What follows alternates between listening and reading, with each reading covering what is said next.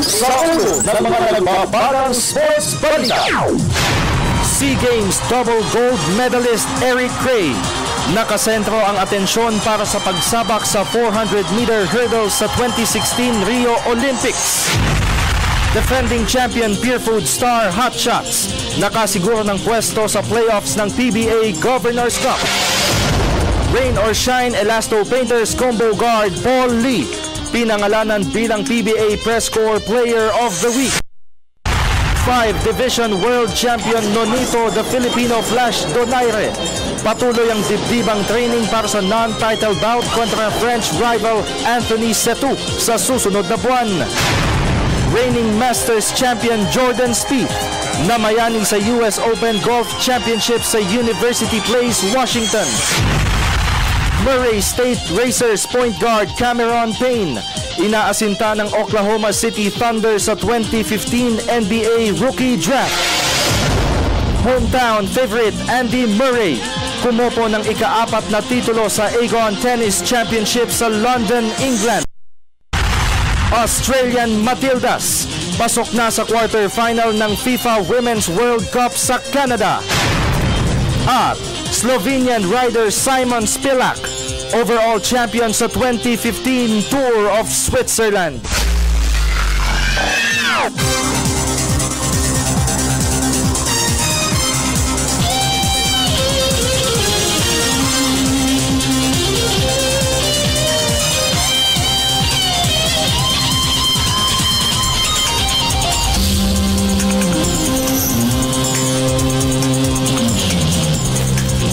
Magandang gabi po.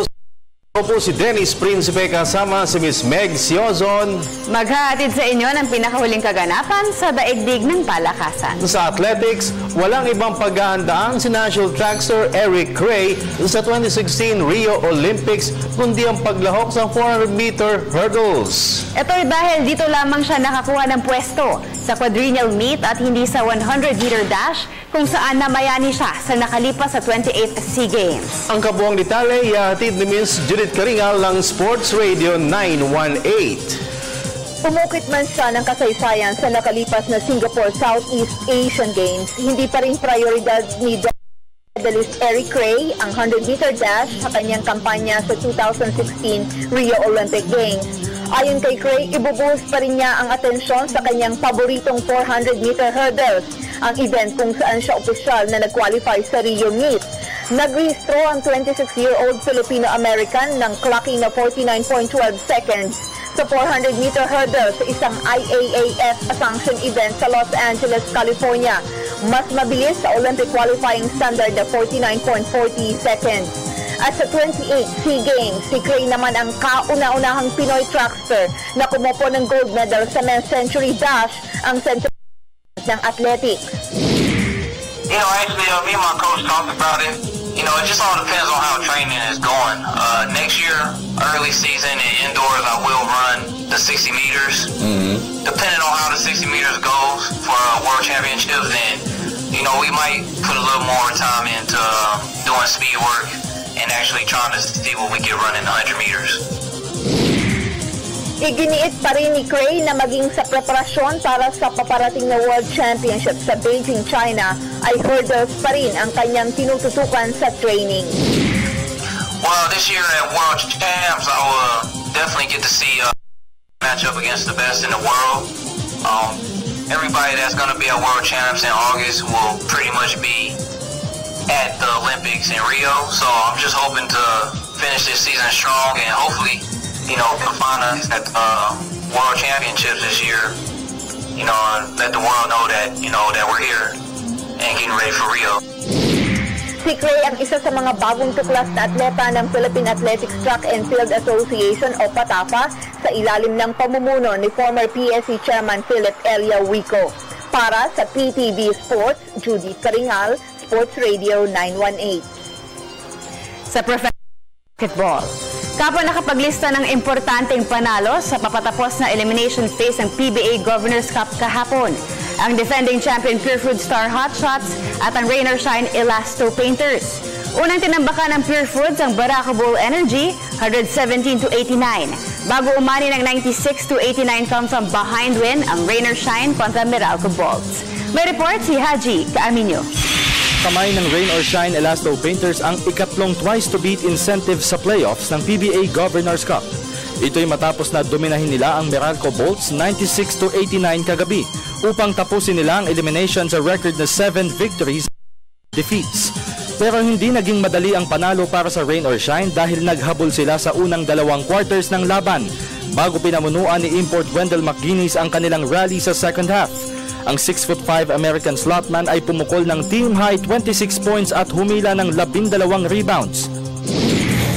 We were trying to help each other out on the isolation on Emmett. Every time they isolated him and he kicked out, there were open shooters. So we tried to make an adjustment with that. We just tried to make sure that when he kicks out, we're there to challenge the shot. Because we have to help out. There's nobody in our team that can defend him one-on-one except the import. Samantala sa unang laro, nakasiguro naman ng pwesto sa playoffs ang defending champion Purefood Star Hot Shots matapos na tambakan nila ang Barako Bull Energy 117-89. Nakabawi si 4-time League MVP James Yap mula sa malamyang performance sa mga nakalipas na laro matapos na tumikada siya ng 17 points at 8 rebounds. Bukod pa rito, nalimitahan rin ang atake ni Barako Bull Giant Import Liam McMorrow matapos na maghalinhinan sa pagdepensa sa kanya sina Big Men Mick Penisi, Rafi Rivis at Yusef Taha. We studied a lot of video on him and he really impressed us and so we were really prepared for him. We really wanted to do the job and Nick did it and at the start and Yusuf came in and did it and Rafi finished it off. Sa ngayon ay hawak ng Purefoods ang record na 5 wins against 5 losses at may tsansa pa sila na makasungkit ng twice-to-beat advantage sa playoffs kapag tinalo nila ang Blackwater Elite sa kanilang huling asignatura sa eliminations bukas. Para sa PTV Sports, Haji Kaaminyo, Telebisyon ng Bayan. Samantala, si Rain or Shine Elasto Painters combo guard Paul Lee ang nahirang bilang PBA Press Corps Player of the Week. Ito'y isa-bisa ng kanyang impresibong showing sa back-to-back victories ng Rain or Shine kontra Kia Carnival at Meralco Bolts nitong nakalipas na linggo kung saan nag-average siya ng 16.5 points at 5 rebounds per game. Unang tumikada si Lee ng 20 points at 4 rebounds sa matchup kontra Kia noong Miyerkules bago siya kumamada ng 12 markers at 7 boards sa winning battle kontra Meralco kagabi. Nakipagsanimpuels ang 6'2" dribbler kay Wendell McGuinness upang makasiguro ng twice-to-beat advantage sa playoffs ang Rain or Shine. Tinapos ang Yenggi mentor squad ng elimination sa record ng 7 wins against 4 losses at kasama nilang nakakuha ng twice-to-beat incentives ang top 2 teams na Alaska Aces at San Miguel Beermen. Sa PBA pa rin, naniniwala naman ang Purefood Star Hot Shots coaching staff na ang magandang pagbalasa sa mga players ang susi kung bakit unti-unti silang gumapang paakyat sa standings ng PBA Governors Cup. Nasadlak muna ang Purefood sa 1-4 win-loss card bago histro ng 4 na panalo sa kanilang sumunod na 5 laro upang makasiguro sila ng pwesto sa playoffs ng season-ending tournament. Narito ang report ng aking kasamang si Dennis Principe. Ang paghugod sa may mainit na kamay ang estilo ngayon ni Star Hot Shots coach Tim Cone kung bakit nakapaglista na sila ng crucial back-to-back victories sa home stretch ng PBA Governors Cup. Ayon kay Cone, hindi nakatitiyak ang kanyang mga star players ng parehong playing time kung hindi naman ito magbibigay ng tamang kontribusyon lalo na sa opensa. Isa na dito ay si two-time most valuable player James Yap na kumamada ng 7 at humatak ng 8 rebounds sa kanilang 117-89 victory laban sa Barako Bull kagabi sa Araneta Coliseum. Bago ang impresibong laro kontra Barako, nag-average lamang si Yap ng 6 points per game sa uling 3 laro nito.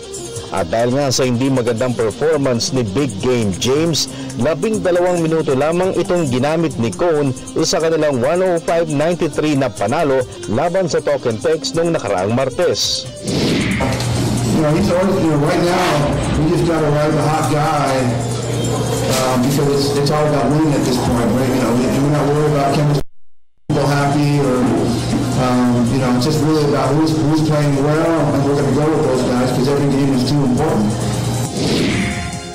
Inalat man si James sa mga huling laro nito, hindi naman umano dapat isipin na bumababa na ang laro ng 11-year veteran shooter. But, I think if you talk to James' teammates in practice, he's been killing in practice. And then today it translated well. But he's been shooting the ball really, really well. So I'm not surprised by tonight and by how well he shot the ball. What we kind of expect from him. Nag-average ng 9 points at 3 rebounds matapos ang siyam na laro ngayong season-ending conference. Malayo ito sa kanyang career averages na 16 points at 4 rebounds per game. Inaasahan naman ni Cone na ipagpapatuloy ni James ang kanyang magandang laro sa pagharap ng Hot Shots kontra Blackwater Elite sa first game bukas sa Araneta Coliseum. Lipat naman tayo sa boxing. Naniniwala ang Team Donaire na hindi sila nagkamali ng pagkuha kay undefeated Pinoy youngster Mark Magsayo bilang spar mate. Ito'y kahit pa hindi siya kasing estilo ng kanilang next opponent ng si Fred Anthony Setu. May report si Mr. Recap Santos ng Sports Radio 918. Masaya at kontento si 5th Division World Champion Nonito Donaire Jr. sa tinatakbo ng kanyang training camp sa Cebu City para sa non-title bout kontra Anthony Seto ng France sa susunod na buwan. Ito'y kahit hindi pa siya nakakakuha ng sparring partner na kasing estilo ng 28 taong gulang na French rival. Ayon sa kanyang ama at trainer na si Nonito Donaire Sr., mas agresibo ang fighting style ni undefeated featherweight prospect Mark Magsayo na isa sa mga sparring anak na si The Filipino Flash. Parang ikot Magsayo, mas mahirap na talakan kita kung tutusin yun kay kasi nakita ko yung suntok lang yun na walang lakas, pero iwasan mo rin dahil pag hindi mo rin na iwasan yung mga suntok, yung mga bitaw na suntok yung kung pinamaan ka rin ng marami, siyempre iindahin mo rin yun. Ito namang si Magsayo, talagang may lakas si Magsayo, kaso nga nandun niya basta mahirap si Jinjin ngayon. Samantala, hindi naman umano magugulat si Nonito Sr. sakaling biglang magbago ang estilo ni Setu dahil nangyari na ito sa kanilang huling laban dito sa Pilipinas. Sa fight sa Araneta Coliseum noong Marso, tumagal lamang ng 2 rounds kay Donaire si Brazilian journeyman William Prado. Ito ang palagi kong sinasabi, Dennis, kasi yung Brazilian, yung pressure fighter nung tinitingnan ko yung observang kong lagi niya, talagang puro ang laban, puro pressure. Pero ang sinasabi ko palagi na depende na rin sa kanila kasi alam nila na si Jinjin na may lakas, na may pangpatulog at saka yung mga lipok niya. Kaya nagiging defensive yung utak ng magiging makakalaban niya kasi alam nila na may tulog sila eh. Ang matchup ni Donaire at Setu ay sa Hulyo 18 sa Kutay Arena sa Macau, China. Para sa PDV Sports, Recap Santos, Sports Radio 918. Global Fort Batang Pier, umaasang makakapagsubi ng twice-to-beat advantage sa playoffs ng season-ending PBA Governors Cup. Yan at ang iba pang mga kaganapan sa local sports scene sa pagbabalik ng PTV Sports.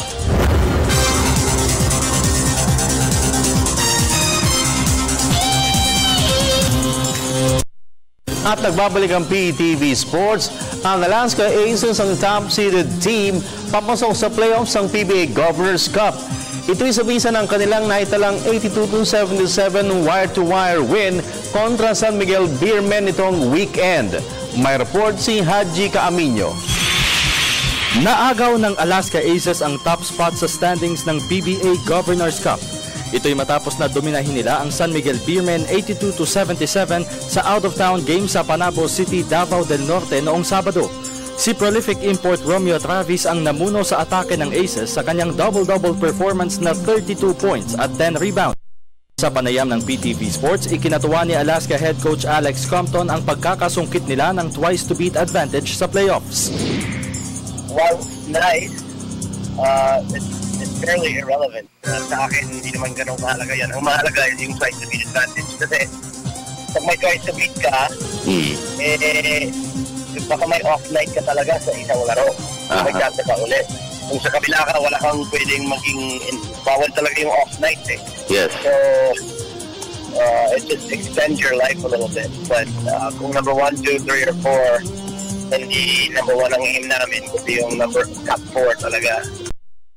Tiwala rin si Compton na sa tulong ni Travis ay malayo ang mararating nila sa season-ending tournament. Sa akin, hindi naman nagbago ang opinion ko sa kanya. Sa umpisa pa lang, sa kanya na maglaro, sa amin, ang isa mga emphasis namin is decision-making. Sa lahat ng mga import na dumaan sa akin, ito, isa sa mga pinakamatalino, ang talino talaga maglaro. So, malaking bagay yun sa kahit anong team, lalo na sa sistema namin. At it just, kayang dumibenta sa 5 kahit sa 3. So, malaking bagay sa napaka-blessed kami na siya yung ito namin. Bukas ay isasara ng Alaska ang kanilang kampanya sa eliminations katapat ang Global Port Batang Pier. Para sa PTV Sports, Haji Caaminio, Telebisyon ng Bayan. Samantala, ika-4 at huling twice to beat advantage naman sa playoffs. Ang PBA Governors Cup ang aasintahin ng Global Port Batang Pier sa matchup kontra League leader Alaska Aces bukas. Nagbabalik si Haji Caaminio. Ibubuhos ng Global Port Batang Pier ang lahat sa kanilang huling asignatura kontra Alaska Aces sa elimination phase ng PBA Governors Cup bukas, upang makasiguro sila ng twice to beat advantage sa playoffs. Sa panayam ng PTV Sports, aminado si Global Port power forward Mark Isip na hindi magiging madali ang laban kontra Alaska, lalo pat isa sa pinakamalakas na team sa liga ang Alex Compton Mentored Ball Club. Dapat yun yung idea kasi ang take namin doon parang yun yung first game ng quarterfinals sa amin. Kung sakali makapasok kami ng top 4, di ba? Tinuturing na namin ang first game yung game namin sa Alaska. Inamin rin ni Isip na nakasentro ang kanilang depensa kay high-scoring Alaska import Romeo Travis. For the import yata, aside from hindi pinaka-consistent, di ba? So, magtutulong-tulong yung buong team para malimitahan siya. At the same time, yung full court press na buong game ginagawa ng Alaska. Kailangan mabigyan namin ng remedyo. Hawak ang kartadang 6 wins against 4 losses, kinakailangang talunin ng Global Port ang Alaska para tumapos silang 4th seed papasok sa playoffs. Para sa PTV Sports, Haji Caaminio, Telebisyon ng Bayan. Sa cycling, para kay National Coach Cesar Lobramonte, nagbunga ang pagsisikap at pagsisipag sa ensayo ni Young Pinay pedal pusher Marelia Salamat. Ito'y dahil sa walong membro ng National Cycling. Tanging ang 21 anyos na lady rider lamang ang nakapag-uwi ng gold medal para sa bansa sa 28 SEA Games. Narito ang report ni Ms. Arian Malyari. Labis na ikinatuwa at ipinagmalaki ni National Coach Cesar Lobramonte ang gold medal conquest ni Pinay cyclist Marela Salamat sa nakalipas sa Singapore SEA Games. Nagsilbing trainer ni Salamat para sa kanyang mother cycling team na Coratec. Naniniwala si Lobramonte na nakapagbigay ng inspirasyon para sa mga aspiring young riders ng bansa ang 21-year-old UE Dentistry Major dahil sa kanyang kakayahang pagsabayin ng pag-aaral at cycling career. Kababaihan, alam natin na talagang mahirap pumanap ng ride na cyclist ang babae kasi nga medyo yung iba magulang sinasabi, delikado, siyempre yung nag-aaral. Kaya sana kamukha ni Marela na pagsabay naman, na manage naman ni Marela kung kailangan yung mag-training, nandiyan si Marela, pwede kayong humingi sa kanya ng advice kung paano niya nagawa yung ganong sitwasyon. Ako naman, bilang coach, nandito lang din ako kung may gusto kayong ako maitulong, open po ako. Kinumpirma rin ni Lobramonte na pepedal si Salamat sa National Road Race Championship Tay City sa darating na weekend. Kung patutuloy yung National Championship ng Pilipinas UCI, gaganapin sa June 27-28 sa Tagaytay City. Yun, bala ko siyang palaroin doon. Si Salamat ang nag-iisang siklista na nakapagbigay ng gold medal sa bansa sa 28 SEA Games. At ito ay nang pagreynahan niya ang Women's Individual Time Trial Race. Para sa PTV Sports, Aryan Malyari, Telebisyon ng Bayan. Samantala, muling naglatag naman ng maayos sa training program at kumuha ng mga dekalibreng national coaches ang Philippine Wushu team. Ito ay para sa asam na makabawi ang kanilang malamyang performance sa Singapore SEA Games. Para sa detalye, narito pong muli si Ms. Aryan Malyari. Determinado ang Philippine Wushu team na makabawi sa mga paparating na international competitions. Ito'y matapos na hindi nila maabot ang target at 3 gintong medalya sa Singapore SEA Games. Ayon kay Wushu Federation of the Philippines Secretary General Julian Camacho, naglatag silang muli ng solidong training program para sa pambansang koponan, kasabay ng pag-acquire ng mga dekalibreng national coaches. Okay na yung mag-training kasi meron mga coaches eh. We have a new coach for the junior. Actually, training sila since bago kami umalis, dumating na siya. Kaya siya mas-specific sa mga training ng mga junior natin. And then, of course, yung national team natin, meron na siyang coach kasama ngayon sa SEA Games. So, ito yung training nila, no? Naniniwala rin si Camacho na nakatulong ang SEA Games team para mag-gauge ng kanilang mga atleta ang mga dapat pang i-improve sa kanilang skills. Siguro, sabi ko, just to experience na lang. We need to start to be out there. Itong August, meron tayong Asia Junior in Mongolia. And then we have this World Wushu Championship sa Jakarta, Indonesia. Sa nakalipas na SEA Games, lone gold medal lamang ang naiambag para sa Pilipinas ng mga National Wushu Warriors. At ito ay courtesy ni Tayijan expert Daniel Parantak. Para sa PTV Sports, Aryan Malyari, Telebisyon ng Bayan. Reigning Masters Champion Jordan Spieth namayani sa US Open Golf Championship sa University Place, Washington.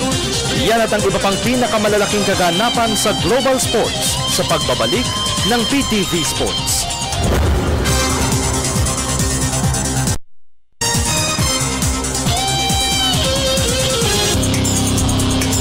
At nagbabalik ang PTV Sports, balitang golf. Pinagarihan ni American Jordan Spieth ang US Open Golf Championship sa University Place, Washington. Kanina ay pumalo ang 21-year-old par buster ng 1 under 69 sa final round upang mag-ugi siya ng 1 shot laban kina Dustin Johnson at Louis Oosthuizen. Kabilang sa 4-way tie para sa liderato, hinawakan ng Spieth ang 3 strokes advantage sa pamamagitan ng paghataw ng birdie sa 16th hole, pero nag-double bogey naman siya sa 18th green. Sa kabutihang palad, nakabawing si Spieth sa pamamagitan ng paghataw ng panibagong birdie sa 18th and final hole. Sa panig naman ni Johnson, nagkaroon siya ng pagkakataon na makopo ang titulo o di kaya may puwersa ang playoff, subalit sumablay ang kanyang dapat sana'y winning eagle putt at game-extending birdie try sa 18th and final green. Nagsumite sa Spieth ng 4-day aggregate score na 5 under 275 sa Chambers Bay course at naibunsa niya ang top prize na $1.8 million. Ito ang ikalawang sunod na major championship para kay Spieth matapos ang sa US Masters sa Augusta, Georgia noong Abril. Samantala, pasadahan naman natin ang iba pang mga tampok na sports stories overseas. Sa report ni Ms. Cecil Kimlat ng Sports Radio 918. Isa si Murray State Racers point guard Cameron Payne sa mga kinukonsidera bilang potential lottery pick sa NBA draft sa Brooklyn, New York sa darating na Biyernes. Ito'y dahil na rin sa kanya impresibong averages na 20.3 points, 6 assists at 1.8 steals sa paglalaro para sa Racers bilang sophomore noong nakaraang season, kung saan nahirang siya bilang Ohio Valley Player of the Year. Ang 6'2" dribbler ay nag-workout para sa Los Angeles Lakers, Sacramento Kings, Denver Nuggets, Indiana Pacers at Oklahoma City Thunder at nakipagpulong rin siya sa management ng Boston Celtics. Pero malakas ang ugong-ugong na plano ng Thunder na hugutin si Payne bilang 14th overall pick sa 2015 rookie draft. Sa NBA pa rin posibleng hindi makasama ang Chicago Bulls sa training camp at sa pagsisimula ng regular season si power forward Taj Gibbon. Ito'y dahil nangailangan siya ng 4 na buwang pahinga matapos na sumailalim siya sa arthroscopic surgery sa kaliwang bukong-buko. Ang 6'10" slotman ay kinuha ng Bulls bilang 26 overall pick sa rookie draft noong 2009 at siya ay nag-average ng 10.3 points at 6.4 rebounds per game sa nakalipas na season ng liga. Sa men's tennis, binagarian ni hometown favorite Andy Murray ang Aegon Championship sa London, England. Ito'y matapos na dominahin niya si unseeded Kevin Anderson ng South Africa 6-3 at 6-4 sa finals kagabi. 2 beses na nakabreak sa laban ng top-seeded Scotsman at isinelyo niya ang panalo ng lumampas sa baseline ang service return ng lower-rated rival. Ito ang pang-4 na titulo para kay Murray. Sa women's tennis, pinagrenahan ni 4th seed Angelique Kerber ng Germany ang Aegon Classic sa Birmingham, England. Ito'y matapos na daigin niya ang championship opponent na si 6th seed Carolina Pliskova ng Czech Republic 6-7, 6-3 at 7-6 kagabi. Nag-struggle muna si Kerber sa opening set bago siya nakabreak ng 3 beses sa sumunod na 2 sets. Ito ang kauna-unahang grass court title para kay Kerber.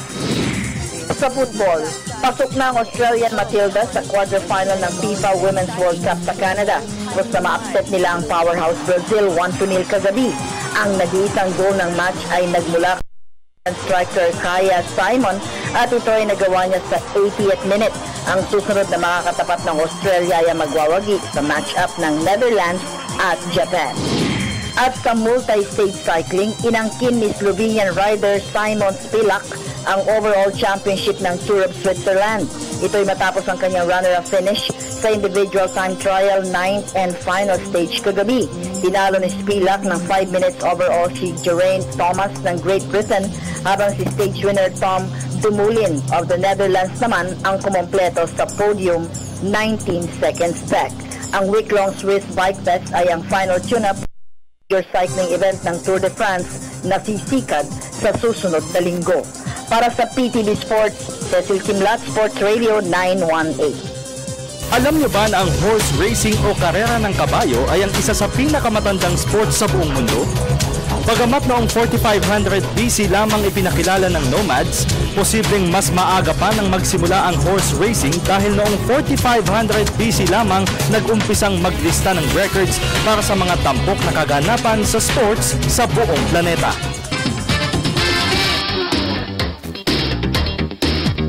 Tada! Yes! At nagbabalik ang PTV Sports. Nandito ka na. Sumulpot na eh. At punong-puno tayo, no? Naman.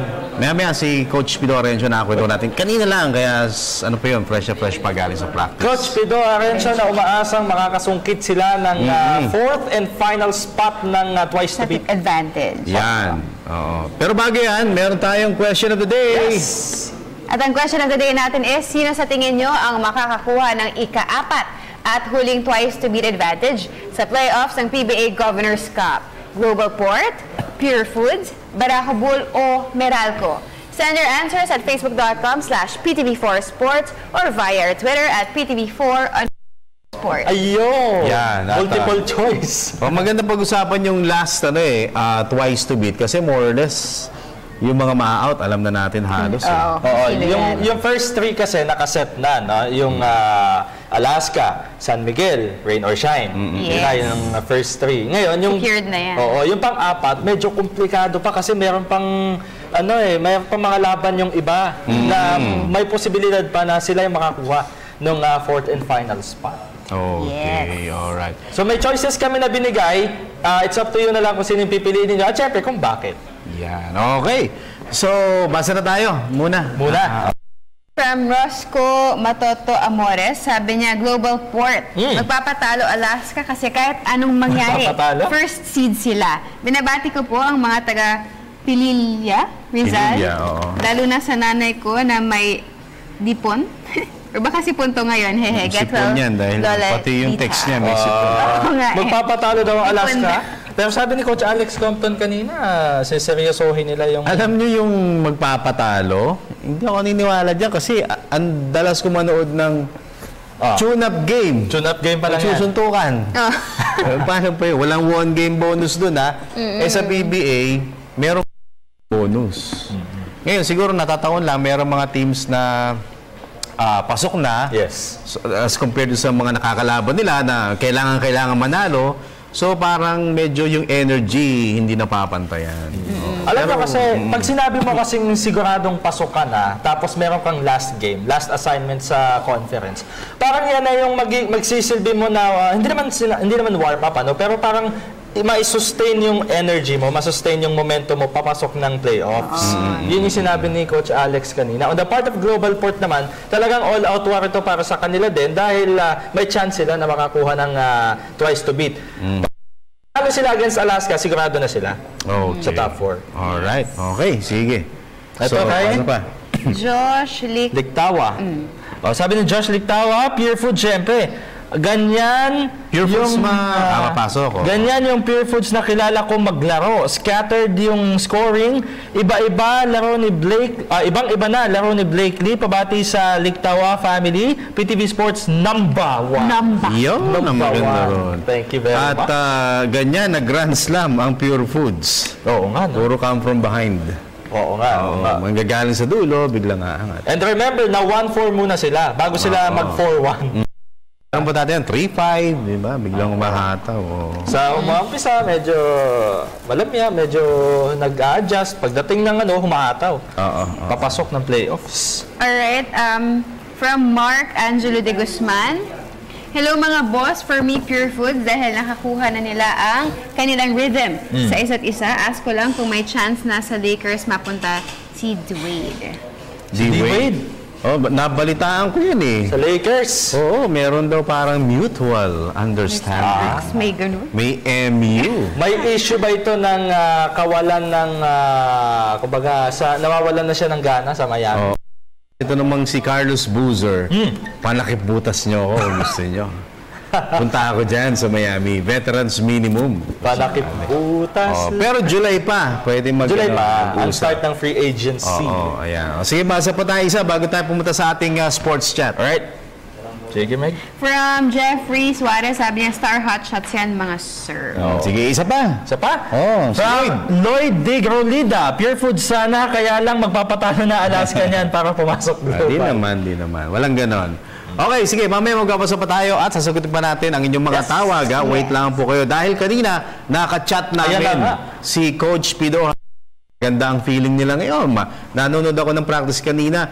Masaya yung mga players. And they feel na makakapasok sila ng top 4. So ito po mga kaibigan, ang ating sports chat with Global Port Head Coach Pido Harencio.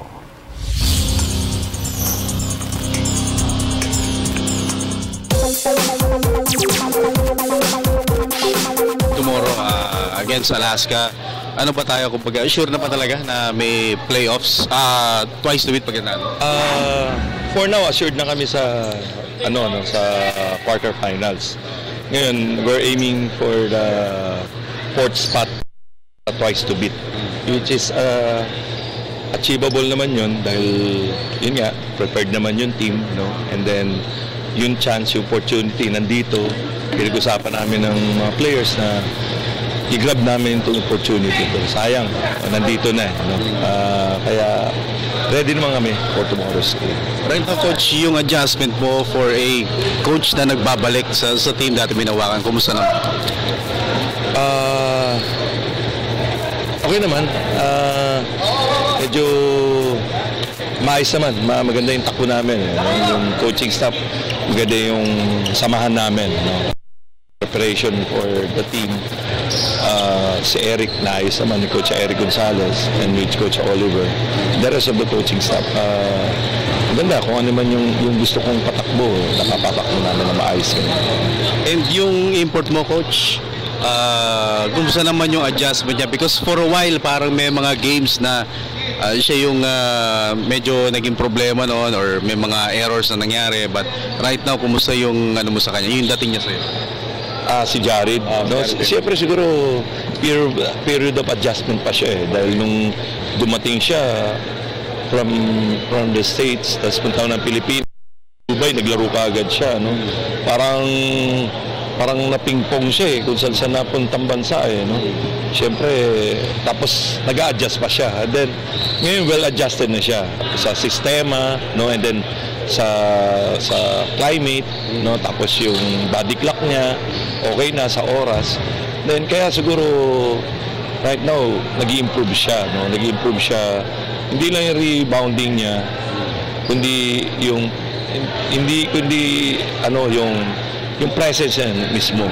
And then, at the same time, yung samahan ng mga players, no?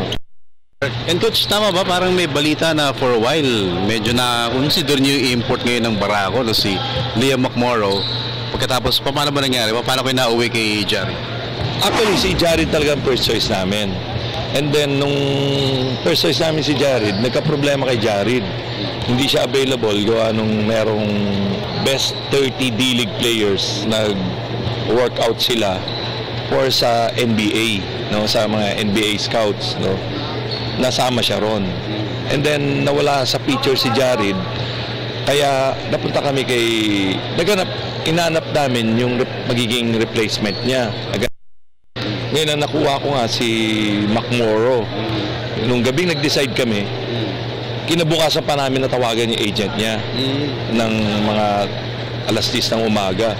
Nung nakausap namin yung agent niya, decided na kami kay McMorrow, na late lang kami ng mga 15 minutes, na-sign up na siya ng Barako. Kaya, nung nawala sa amin si McMorrow, naghanap kami ng 7-footer na pamalit kay McMorrow o kay Jared Famous, which is lumabas si Patrick O'Brien. And then, hindi nga kami medyo konbinsido kay Patrick O'Brien. Then, si Steve Thomas, no? Nung sabi nga namin temporary lang si Steve Thomas, and then binalikan namin si Jared na available na siya, na pwede na kasi tapos na yung sa D-League, no? Kaya yun, blessing in disguise, napunta sa amin si Jared, siya ngayon tumutulong sa amin. Pero coach, hindi ba for a while, kasi nag-dominate to si Liam McMorrow, no? Sunod-sunod yung panalo. Hindi ba minsan napaisip pa rin na, siguro kung sa amin napunta to, baka kahit pa paano, baka naging ganun yung start na? Nanginayang kami siyempre sa kanya kasi 15 minutes late lang kami, no? Dapat nakuha na namin si McMorrow. Siguro, yun nga, hindi pa.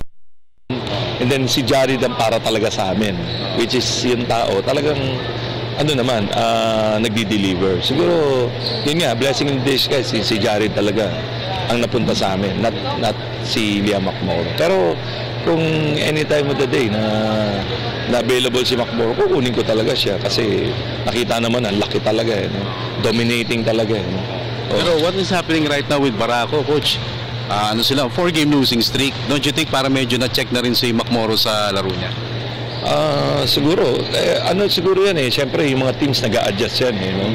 May mga defensive game plan yan. And at the same time, may offensive game plan din yan against McMorrow. Di ba, nasa middle siya. Pero, tingin ko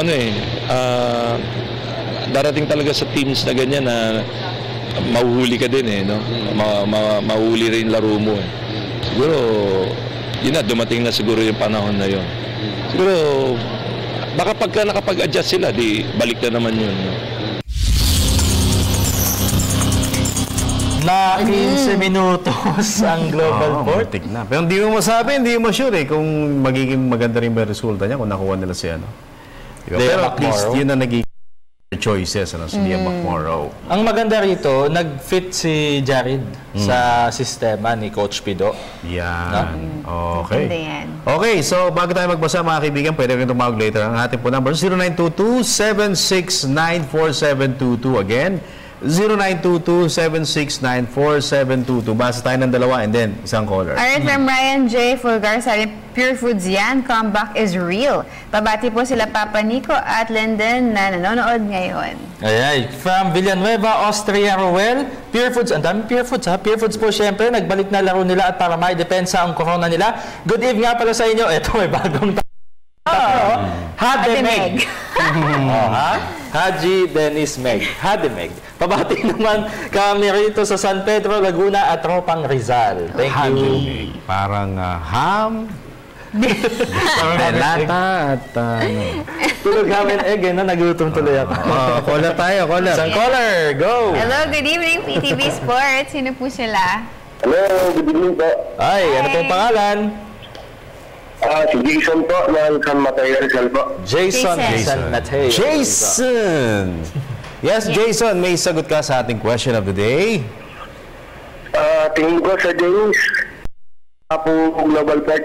Global Port ang papasok. Kasi ako, nasa kanila po yung chance eh.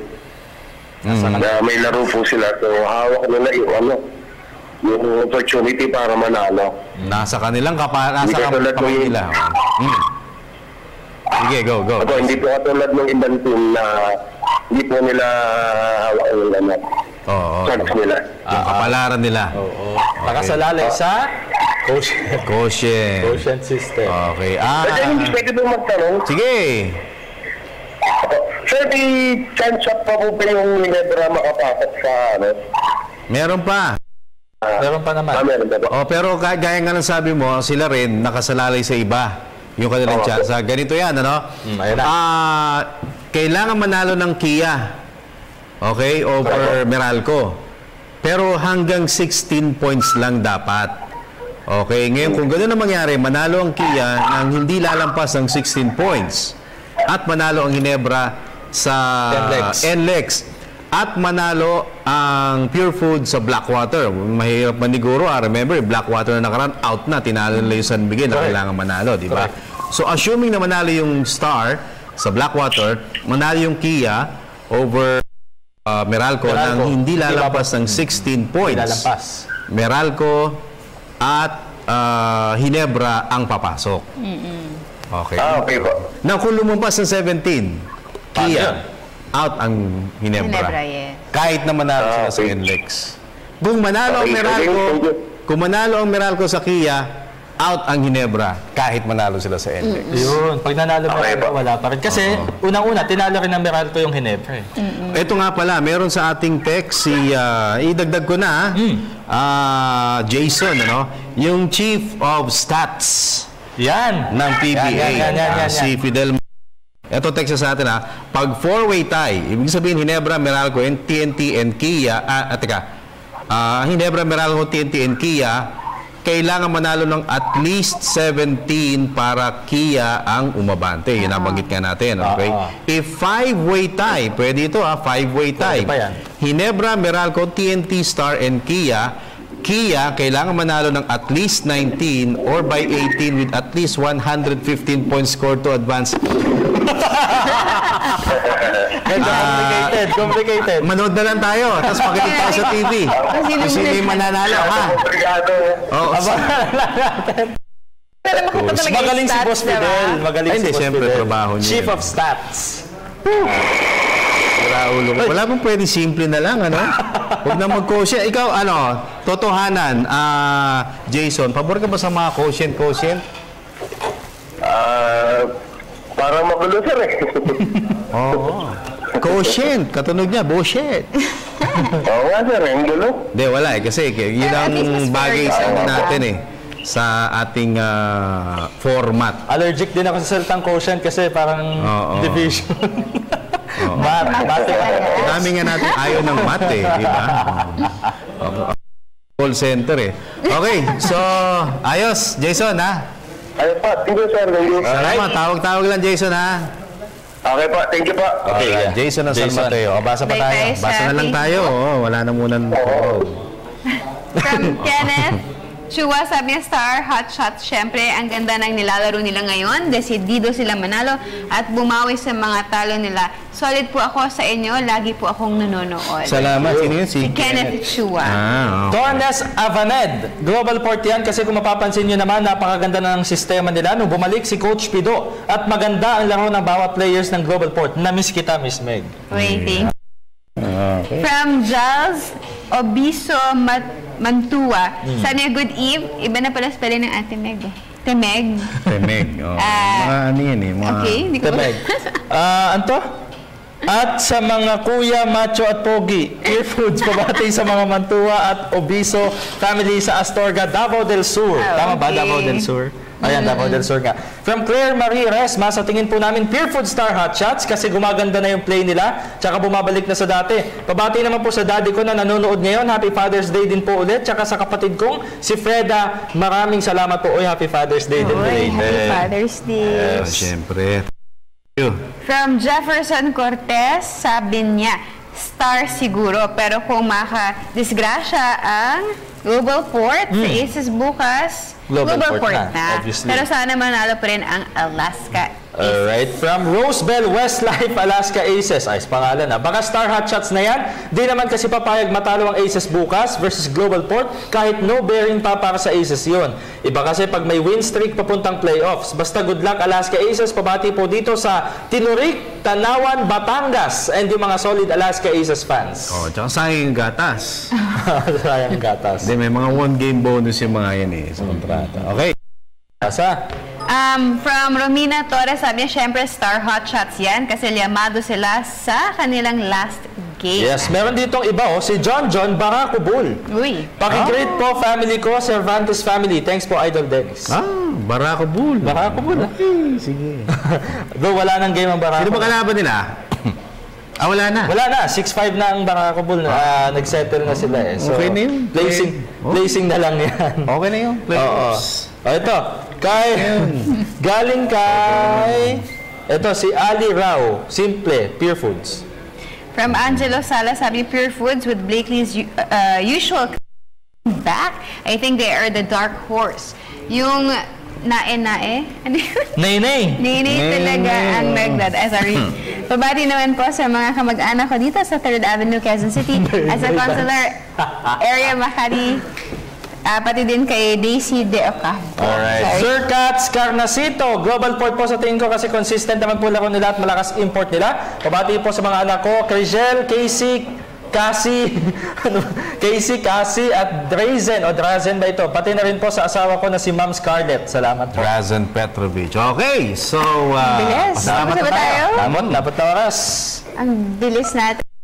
Okay, syempre maraming salamat sa Viewblends. Please visit them at www.facebook.com/ViewblendsPH, the House of Silhouettes, Cosmoculture, Mr. Amis Sumang ng Amazing Playground, Mr. Defend of California Booth, Lux Medical Center, Miss Waves of Dermaesthetics, Frank and Marcel Graphics, My Jewelry Box, and of course, Pin Couture. Diyan po sa Tangub City, Misamis Occidental, nanonood po si Tito Mulong, Kaaminyo, pati po sina Uncle Lando, birthday daw ni Ven May, anak ni Gugong. Andito din sila, Auntie Miriam. Ayan, happy birthday. Maraming salamat po sa inyo.